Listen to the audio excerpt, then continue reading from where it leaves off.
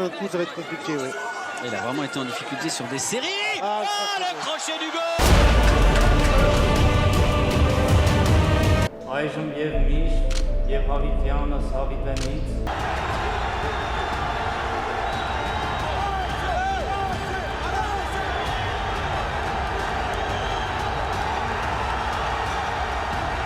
Salut les passionnés, grand kiff aujourd'hui, on est à Levallois avec le seul et unique champion du monde de boxe. Et oui, Arsène Boulamirian. Ça va Arsène? Ça va et toi? Bon, merci. Pourquoi on est sur ce ring de Levallois aujourd'hui? Je suis reçu par la mère Agnès. Elle m'a accueilli depuis maintenant 1 an. Elle m'a bien accueilli en me logeant ici. Voilà. Okay. Par rapport à mon statut et que je représente le Levallois. Et la France avec cette ceinture de champion du monde.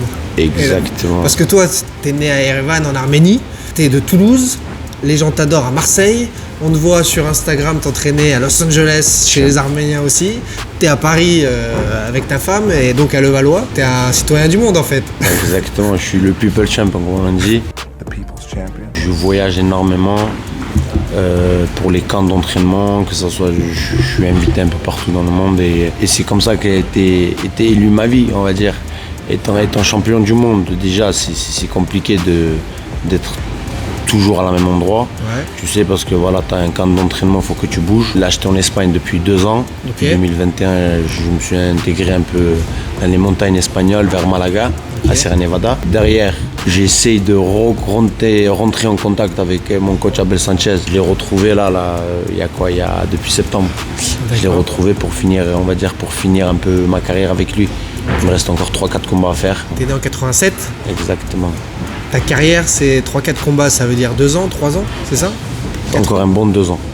Encore un bon 2 ans, 1 an et demi, 2 ans. Tout dépend en fait à la vitesse que je vais boxer. Ok. Voilà, la vitesse que je vais boxer, les combats qu'il va avoir là rapidement. Parce que je suis sur un bon deal aux États-Unis. On va te revoir boxer quand alors? Parce que moi je suis venu il y a 1 an avec Vébet, je suis descendu dans le sud exprès pour te voir. J'ai eu incroyable accès à ton vestiaire, ton avant-combat, je t'ai regardé après.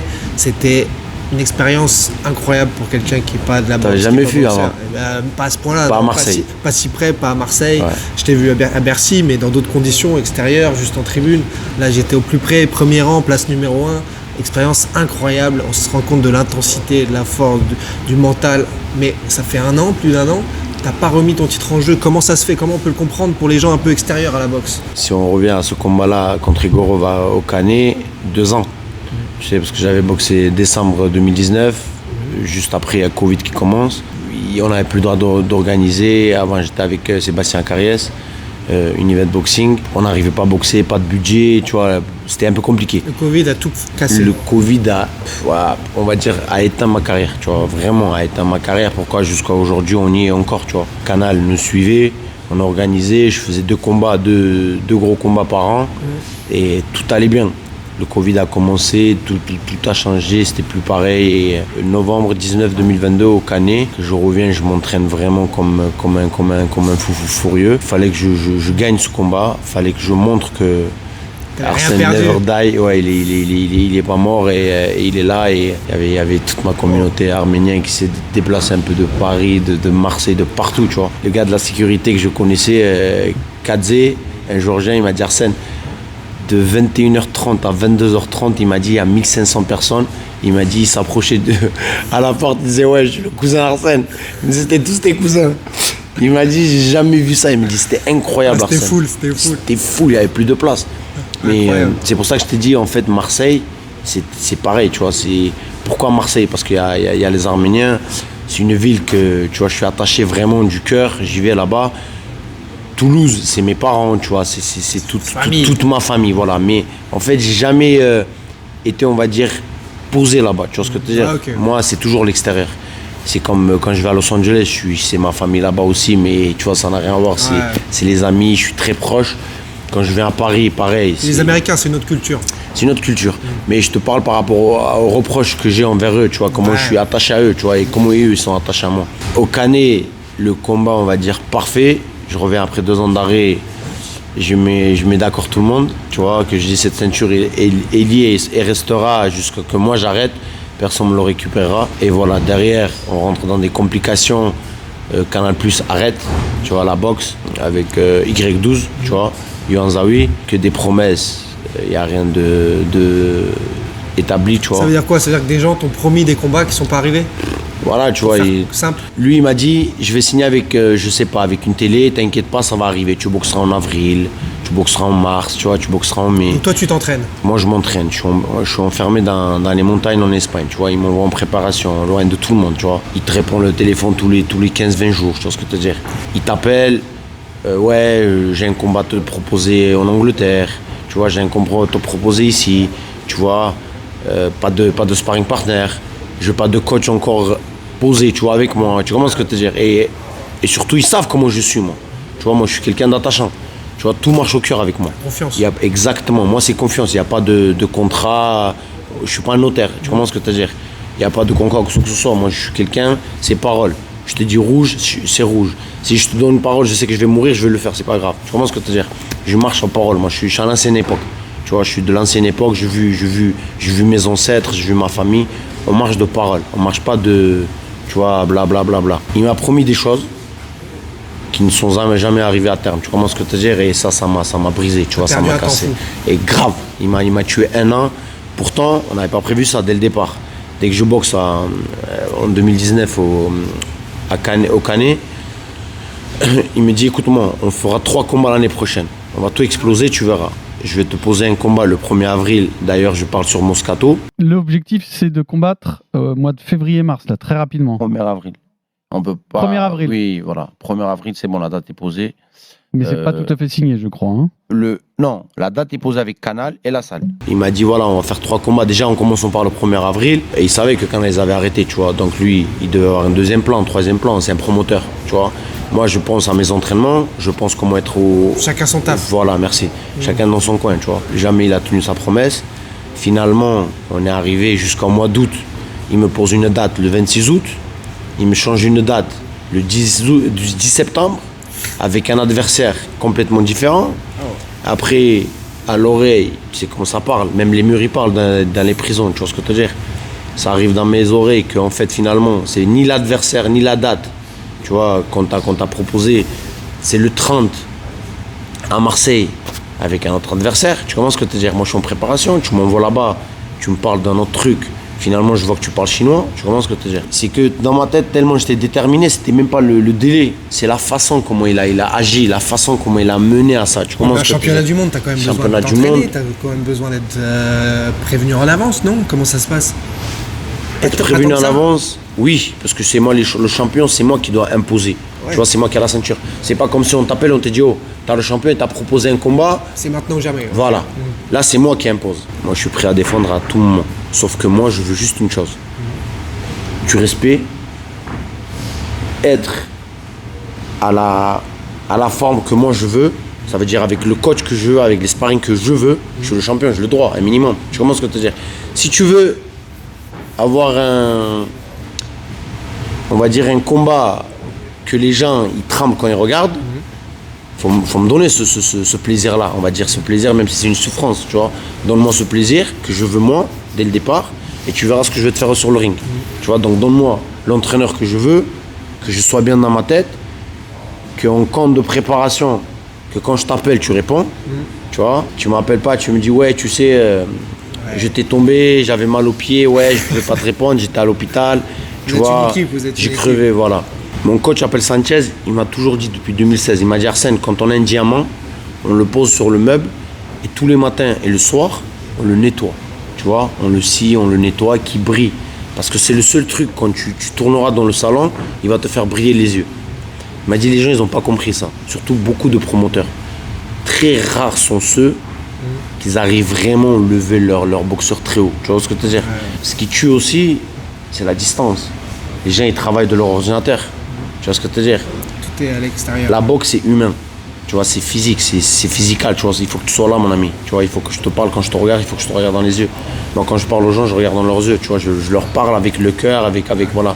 Mon âme, tu vois, je suis là. On peut pas faire cette distance. On peut pas, surtout que tu réponds pas au téléphone. Tu vois, tu as cru que t'es Dieu, toi. Tu vois, tu seras jamais Dieu, mon ami. Tu vois, faut respecter le boxeur. Le boxeur, peu importe, tu vois. Noble Merci, faut lui donner sa valeur. Peu importe son niveau, faut lui donner sa valeur. Le mec, il souffre. Le mec, il est loin de tout. Il est loin de son bien-être. Il galère. Celui qui ne comprend pas, il faut que tu lui ramènes dans un ring 3 minutes. 1, 2, 3. Tu vois ce que je veux dire? Juste ça, en fait. Moi, je veux pas leur décrire. Parce qu'ils ne comprendront pas. Justement, en parlant de décrire, sur Instagram, toi, on te voit tout le temps à l'entraînement, suer, des exercices, galère. J'ai l'impression de remater les films de Rocky, mais c'est du spectacle, ça. Mais des trucs de fou, on te voit donc aux quatre coins du monde. Qu'est-ce qui te fait toujours avancer alors que tu n'as même pas de date de combat? Tu vas nous dire si tu en as là. Mais... Thibaut, quand tu as une ceinture, déjà, tout est différent. Tu vois ce que je veux dire? Quand tu sais que c'est toi, quand tu sais qu'ils sont tous en bas en te regardant, tu sais que tu dois tout faire. Aux meilleures étapes, tu vois ce que je veux dire? Tu dois être au top, tu dois être toujours prêt.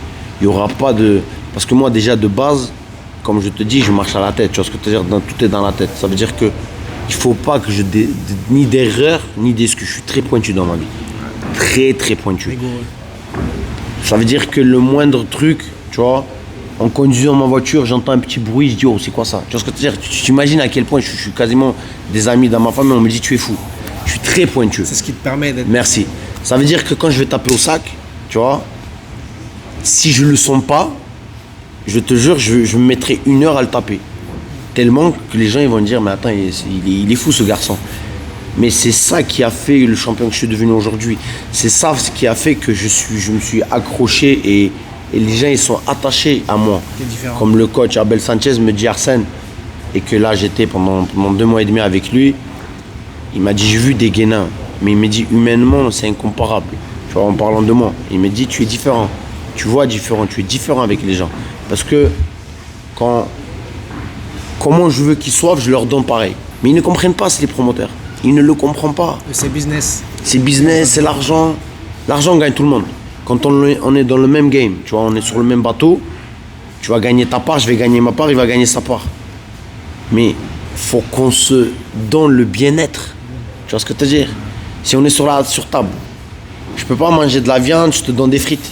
Tu vois ce que je veux dire? Vous êtes ensemble. On se partage, on coupe à 3 parties. Voilà, on mange chacun ce qu'on doit manger. Tu comprends ce que je veux dire? Mais on se met bien. Je te respecte, tu me respectes. Tu vois? On avance de la même manière. Même si sur le ring, il faut que tu comprennes que c'est le boxeur qui souffre. C'est moi qui prends des coups. C'est moi qui est blessé. C'est moi, quand je sors, je suis défiguré. Il y a du sang. Voilà. Moi, quand je perds du sang, c'est pas toi qui perds du sang. Tu vois ce que je veux dire? Après, dans quelques années, je vais pas le rattraper, ça. Tu me donneras pas ton sang, mon ami, quand je t'apprêterai. Tu vois ce que je veux dire? Donc, il y a plein de choses dans la vie que tout va vite. Tu sais, dans une carrière d'un boxeur, c'est... Ouais. Terminus. Tu vois, demain, tu n'y es plus. Et d'ailleurs, je suis trop petit, moi, vers des grands, des Mike Tyson, des Ali, tu vois. Imagine, je suis champion, mais je suis trop petit envers eux. Ils ont été oubliés, mon ami. On parle par connaissance. On dit Mohamed Ali parce qu'il a entendu. Il ne connaît pas la vraie histoire. C'est pas ce qu'il a vécu, lui. Tu connais pas la vie de Mike Tyson, tu peux pas le juger, mon ami. Tu comprends ce que je veux te dire? Chacun a sa façon, chacun a sa carrière, chacun a sa vie. Parce que la boxe dans le ring et en dehors, c'est ce qui te fait l'endort que tu deviens dans le ring. À l'extérieur, si tu es maltraité par ton promoteur, tu vois, tu n'es pas reconnu par ton peuple, tu n'es pas reconnu par le pays, par le ministre, par la télé, comment tu veux être bien dedans? Explique-moi. Tu arrives dans le coin, quand tu t'assois, le coach il te parle. Dans ta tête, tu sais que ton peuple ne te suit pas, mon ami. La télé ne te suit pas. Tu vois, les gens qui doivent principalement être là derrière toi, le seul pays aujourd'hui que tu es les seuls champions, on ne te met pas en valeur. Toi, tu es le seul et unique champion du monde de boxe en France, français donc. En effet, Canal désormais se désintéresse petit à petit de la boxe, mais de moins de moyens, de moins en moins. La France n'est pas un pays de sport, on le sait, même si le foot est devant. Mais tout dépend lequel. Voilà, mais quand ça gagne. Mais sinon, mais en effet, toi, tu as un sentiment d'injustice, de colère. Est-ce que c'est pas mauvais là avant des prochains combats et de défendre ta ceinture? Au contraire, pour moi c'est bien parce que je sais que là ce qui va arriver et quand je vais être sur le ring, les gens ils vont le voir. Ils vont voir ils vont regretter quelque chose qu'ils ne verront peut-être. Je souhaite à tous les boxeurs de réussir. Mais je pense aujourd'hui, là à l'heure qu'on y est, je vois très rarement ceux qui vont devenir champions du monde. En France, je te parle sérieusement, tu vois. Pourtant, j'ai des amis dans la boxe, mais là, à l'heure actuelle, je te parle, très rarement, je vois ils vont ramener une autre ceinture mondiale en France. Sauf que ce qu'on a aujourd'hui, actuellement, la ceinture qu'on a, il n'y a que moi qui le nettoie à la maison. Personne ne le voit. Tu comprends ce que je veux dire? On ne le met pas en valeur pour qu'il le voie. C'est moi qui le mets en valeur dans mon cœur et dans mon petit coin de 20 mètres carrés. Tu vois ce que je veux dire? Tu vois, c'est malheureux. Pourtant, moi, tu vois, c'est moi qui te parle. C'est pas que je suis énervé, c'est juste que mon fond et mon intérieur et ce que je suis me blesse parce que je te dis, attends, tout ce que tu fais, tout ce que tu donnes, pas 1% de reconnaissance. Qu'est-ce qui fout la rage, la haine comme ça? C'est de voir que les médias, ils suivent tout, par exemple, d'un Tony Yoka et rien d'autre. Le reste, la boxe française n'existe pas. C'est pas que ça n'existe pas, c'est olympique. On est dans un pays olympique. Aujourd'hui, ça veut dire qu'un médaillé de bronze, il va être plus reconnu qu'un champion du monde. Qu'un champion du monde. Tu vois ce que je veux dire? Et c'est ça qui est malheureux. Tu vois ce que je veux dire? Ça veut dire que, comme c'est olympique, comme c'est tous les 4 ans, tu vois, ils ont tous à la même période en fait. Tous les 4 ans, à la même période, ça brille, tu vois. Le moindre médaille que tu vas prendre de ce tournoi-là, bim, tu vas être vraiment, tu vois, ça va briller. Ça te fait ta carrière. Voilà. Par contre, ils ne suivent pas que le seul champion professionnel dans le monde professionnel, il te représente 10 fois plus qu'un médaillé olympique. Tu vois ce que je veux dire? Ça doit durer. Un médaillé olympique, on te reconnaît dans ton pays. Mais quand tu es dans le professionnel, Messi, quand tu vas parler aux États-Unis, ils le connaissent. Pourtant, c'est un Argentin. Très bien. Mais c'est le foot, c'est incomparable. Ouais. Mike Tyson, ça a été américain. Aujourd'hui, les petits, moi je veux devenir Mike Tyson. C'était un américain. D'accord. Il a raconté son histoire après, des films, les images. Encore, c'est autre chose. Le show. Il a fait son chemin dans le ring et lui a mis en avant. Ouais. Tu vois? Aujourd'hui, on vend la saucisse plus qu'un champion en France. Tu vas dans le marché de Noël, tu vois ce que je veux dire? Tu as la queue pour qu'ils achètent de la saucisse.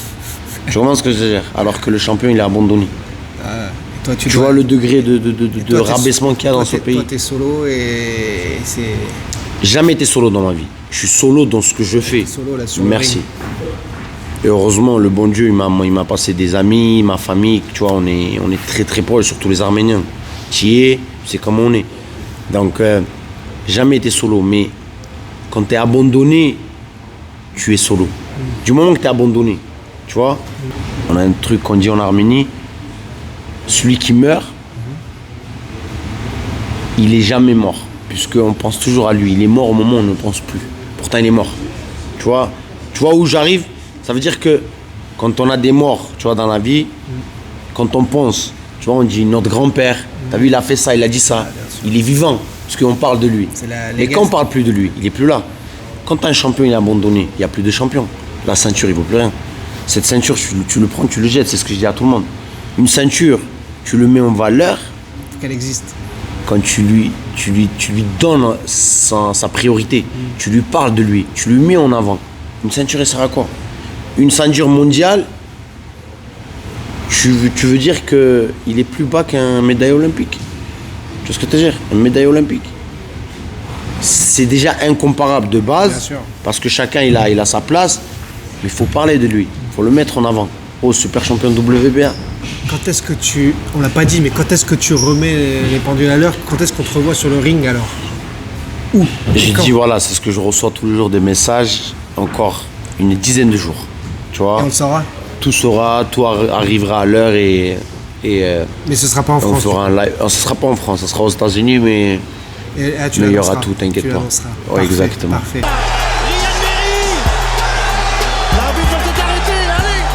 Il arrête, c'est terminé, il est champion du monde. On voit dans le monde de la boxe une explosion de l'influence de l'Arabie Saoudite, du diffuseur DAZN aussi qui a de forts liens avec l'Arabie Saoudite. Est-ce qu'on peut être amené à voir sur tes 2-3 ans de carrière qui te restent un combat d'Arsène à Riyad, à Jeddah, avec l'Arabie Saoudite ou diffusé par DAZN, puisque Canal finalement a délaissé la boxe et qu'en France on voit que c'est plus le sujet. Why not? Why not? Pourquoi pas? Tout dépendra en fait avec la promotion que je vais signer et ce qu'ils vont me proposer, parce que avant tout, j'ai un combat déjà à faire là à Los Angeles en mars. Et à partir de ce combat-là, on va dire, quand je vais m'imposer dans sa promotion, je ne donne pas le nom, ça arrivera bientôt. Quand je vais m'imposer, c'est là que j'aurai, on va dire, parce qu'Arsène il est petit, il va aux États-Unis, il faut qu'il montre. Tu marques des points. Merci, Ok. il faut que je marque des points, il faut que je m'impose et je dis oh, allô, D'accord. je vous ai battu votre champion, On verra maintenant ça. c'est moi. Donc je pense que les mois à venir, je Ça vais, va être, voilà. Et toi qui fait 1m86, on va dire entre 90 et 100 kg, est-ce qu'on pourrait te voir un jour, puisque tu es cruiserweight, Dans les poids lourds. t'essayer au-dessus au poids lourd C'est ce que je veux. Ah ouais, c'est ce que tu veux. C'est ce que je veux. Bon, en fait, si tu veux, si je signe mes 3 combats, ce qui arrive, je veux au moins faire 1 ou 2 pour voir comment, tu vois, comment Mais je donc vais on être pourrait dans te les voir poids lourds. face à un Tyson Fury, face à Mais- Tony Yoka. Mais pourquoi pas? On pourrait Pourquoi voir pas? Goulamirian Yoka. Mais pourquoi pas? Pourquoi pas? Il faut juste voir, voilà, si comment ça va être proposé, comment ça va être vendu. Mais Tu le connais, je Tony veux- Yoka? Je le connais très bien. On se connaît depuis les amateurs avec Tony. On se connaît depuis les amateurs. On s'est connus. Ça moi, fera un beau combat ou pas? tu as vu samedi dernier ce qui s'est passé. Dur pour lui. Tu vois, et en tout cas, je suis de tout cœur avec lui, tu vois, personnellement. Tu vois, sais, c'est quelqu'un de bien. tu comprends. Vraiment, c'est quelqu'un de bien. Tony, il faut voilà. Tu vois, et les gens ils parlent mal, les gens ils font plein de trucs, mais moi personnellement je le connais depuis les gamins, il avait 16 ans que je l'ai connu Tony. Tu vois. connais, tu comprends sa spirale là. Je le Tu connais vois. très bien comment il est. Moi je pense que problème de Tony Yoka aujourd'hui, c'est lui avec sa team et tout ce qu'il y a autour. Et surtout avec la promotion qu'il est. Je pense que c'est ça qui a tué sa carrière. Enfin, je veux pas tu vois, porter la poisse, tuer sa carrière. Je pense que c'est un peu trop dit, mais je pense qu'il devait gérer autrement sa carrière. Il devait signer avec une autre promotion sa carrière et pas des gars qui ont vu que le ballon de foot dans leur vie, tu vois. Donc, je pense que son seul et unique souci, c'est lui par rapport à sa team. Et c'est un grand champion. Il a été champion olympique, il faut le reconnaître. Mais je pense qu'il pouvait faire pas 10 mais 20 fois mieux que ce qu'il a fait en pro actuellement.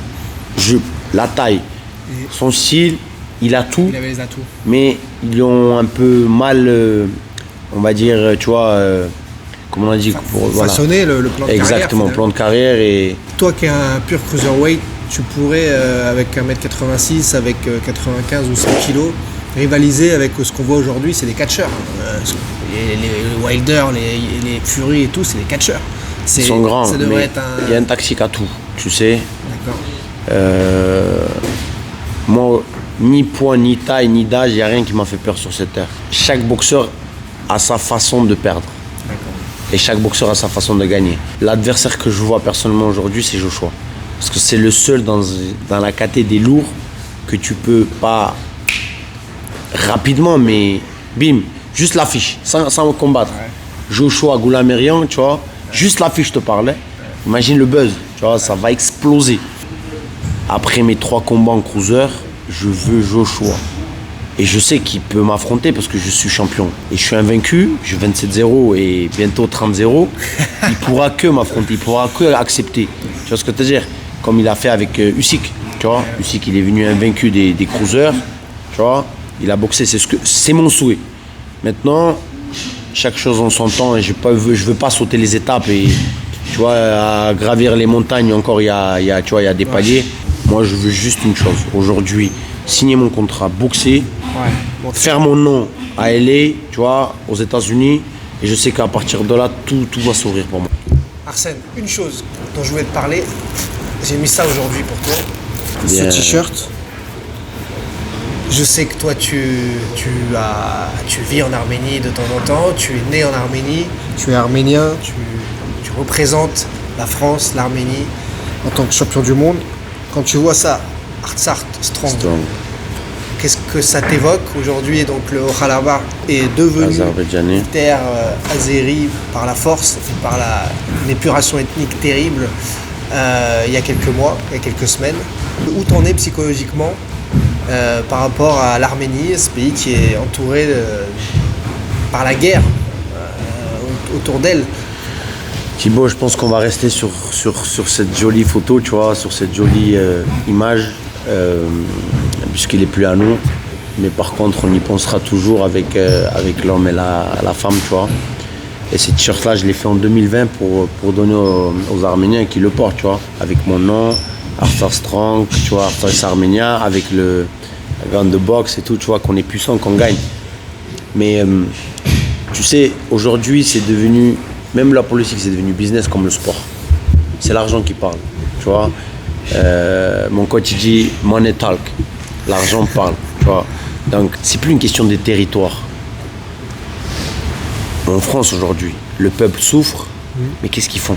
Alors imagine dans un pays de guerre comme l'Arménie, quand tu as la Russie, quand tu as la Turquie, l'Azérie, l'Iran, l'Irak, tous les pays aujourd'hui ont déficit. C'est que des problèmes. Donc comment tu veux un pays qui est déjà de base, historiquement, qui a vécu génocide, qui a vécu des guerres et des guerres, tu vois? Pourtant, le pays existe depuis 1500 ans. Il est plus au niveau... Légitime. La création exactement reconnue que l'Azérie. Tu vois ce que je veux dire? Sauf qu'aujourd'hui, qui parle? L'argent. Tu vois? Avec l'argent, on déplace des montagnes. On arrive, on prend des terres, Avec on tue. on déplace des pays. Là. Tu comprends ce que je veux dire? On tue. On a crié, tu vois, regarde tous les manifestations qu'on a fait dans le monde entier. Tu vois à Los Angeles, aux États-Unis, ils te ferment quasiment les routes. Ils te ferment. Terminus, il y a 500 000 personnes à l'extérieur. Ça n'a rien changé. L'argent est plus puissant aujourd'hui, mon ami. Tu achètes des organes.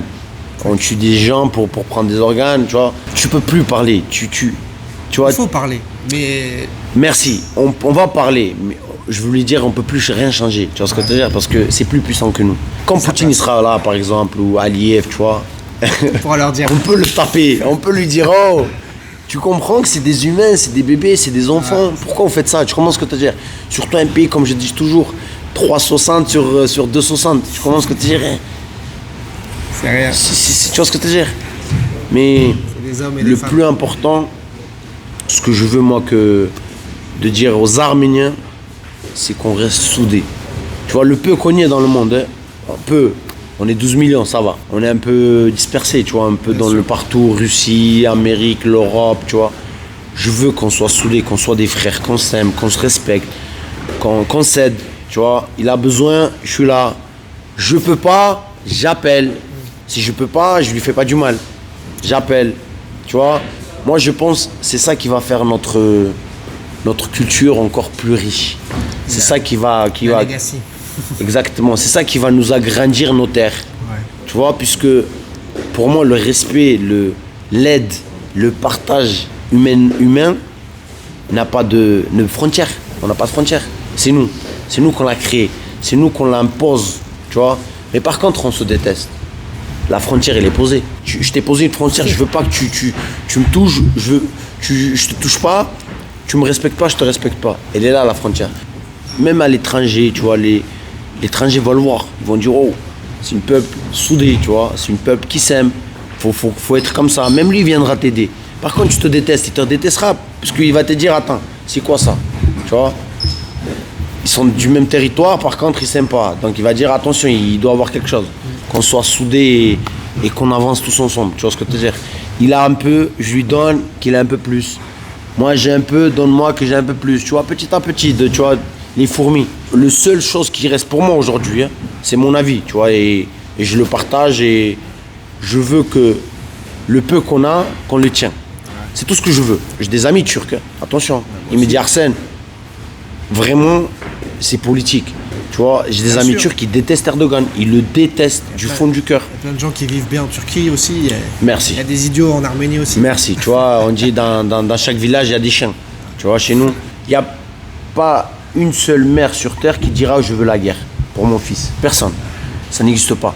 Ils veulent tous la paix. On veut la paix, on veut l'amour et on avance comme ça dans la vie, tu vois. Pourquoi je te sors mon téléphone? Parce que j'ai demandé sur Instagram à toute la team, les passionnés de sport et de boxe, de te poser des questions. Et comme d'habitude, je vais en relayer. Donc je vais en lire pour toi. Et tu réponds assez rapidement, comme ça on en passe pas mal de questions et on termine là-dessus cette discussion magnifique. Alors il y a Avedis qui nous dit tu as remarqué, donc un Arménien sans doute, qui nous dit pourquoi un combat en Arménie. C'est une chose qui aurait pu être possible, qui peut être possible. Justement, je pars demain en Arménie. Oh, Et je vais voir le ministre parce qu'il me parle d'un combat au mois de juin. En Arménie, ouais, tu vois, en plein centre. Donc, ça va arriver et j'assure que c'est pas le seul avétis. Je pense que beaucoup d'Arméniens me posent la question. que penses-tu des combats entre différents sports de combat? C'est-à-dire un Tyson Fury contre Francis Ngannou, comme tu l'as vu en Arabie Saoudite, quand le MMA rencontre la boxe. Est-ce que ça t'a plu? Moi, je suis pas trop fan parce que je pense que chaque champion, il doit rester dans sa discipline et représenter sa discipline. Maintenant, tu vois, ce qui s'est passé, je pense que ça n'a pas fait plaisir à beaucoup de grands champions de voir Fury, tu vois, dans le dur comme ça et tu vois, de se faire mal par Ngannou. Tu fais partie de ceux qui pensent qu'il a levé le pied ou pas? Non. Pour moi, il perd le combat. Pour moi. Ouais. Parce que Ngannou, avec 0 combat, jamais boxé de sa vie, il arrive, il fait ce qu'il a fait là, et que toi, Fury, tu parles comme jamais personne n'a parlé, moi, et tu fais ça. Pour moi, il faut donner le combat à Ngannou et donner Ngannou à Usyk. Tu vois, avec la ceinture WBC. Je pense que c'est mon avis. Mais maintenant, tu m'as parlé des disciplines, les mélanger. Je pense que c'est pas une... Pour moi, tu vois, chacun reste dans sa discipline. C'est pas beau à voir. Leur façon, tu vois, leur style, tu vois, la façon de frapper, tu vois, c'est un peu bourrin, tu vois, c'est pas beau à voir. On parle de l'oblard, on parle de la boxe. Tu vois, c'est magnifique de voir la boxe. Pourtant, Francis, ça a pris vite avec Tyson. Oui, mais bon, Tyson, c'est Tyson. Et quand il entraîne et que... Il n'apprend pas assez vite. Exactement, tu vois. Quel boxeur rêves-tu d'affronter, peu importe la catégorie? C'est-à-dire dans un rêve. Moi, ouais. Peu importe la catégorie. Et ouais. Et peu importe, j'ai envie de dire, même les époques. Quel boxeur t'aurais voulu affronter? Personnellement... Un rêve, c'est un dessin animé, c'est un film. Joe Frazier. Ah ouais? Ouais, je te jure. Vraiment. T'étais trop jeune, toi. Oui, mais bon, tu me poses la question, j'étais pour tu vois, voilà, je serais dans son époque, par exemple, tu vois, arrivé à ce niveau-là. Trop bien. Joe Frazier, ah ouais, j'adore son style. Et alors, Hugo a la même question. Enfin, quel est ton boxeur préféré? Mon boxeur préféré pour tous les temps. Ouais, c'est Tyson. Ça. Tyson. Ah ouais. Alors, il y a Black Caméléon qui nous dit quelle est ta discipline au quotidien en tant que champion. Tu nous en parles souvent, on le voit souvent sur Instagram, mais il y a des semaines type de Arsène Goulamirian. C'est quoi la discipline du champion que tu es?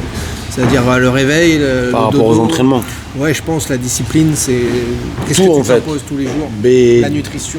Déjà, quand je suis en préparation, je dors à 23h maximum. Tu vois, il faut dormir.